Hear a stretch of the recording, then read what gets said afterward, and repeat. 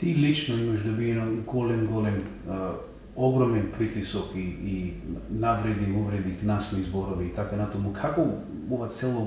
го поднесуваш? За жал или за среќа имам голем тренинг, значи бидејќи од секогаш сум се трудела да си се држам до собствените, да речам, принципи или слобода на мисла и говор, дури и ако грешам, тоа да биде мое право да сгрешам, а не да зборувам како хорот и како оние што очекуваат од мене да кажам нешто. Тој тренинг ме направил да не си ставам на срце, можеби тоа делува грдо и навистина недолично за сите однадвор и се прашуваат. Меѓутоа, кога имате нешто што е поважно од вас, во случајов,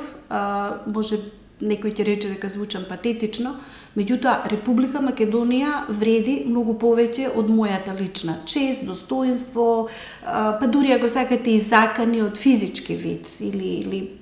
многу е лесно човек од метар и пол да го истепат жена или слично, меѓутоа тоа е небитно. Тоа е само дел на една, би рекла, преку мене праќаат порака до другите луѓе, до обичните, така наречени обичните луѓе, граѓаните, па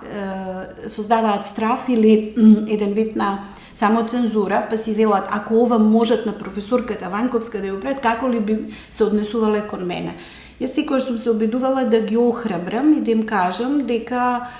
јас сум обичен човек, и јас го истрпев и солзавецот и шокбомбите и целата оваа грда атмосфера која е околу нас, меѓутоа сега не сме битни ние. Апсолутно личниот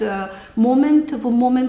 во оваа ситуација треба да се стави некаде настрана, можеби ќе ни биде тешко подоцна, меѓутоа во овој момент имаме борба пред себе и мислам дека не е време за плачковци и за плачки, време е за борба.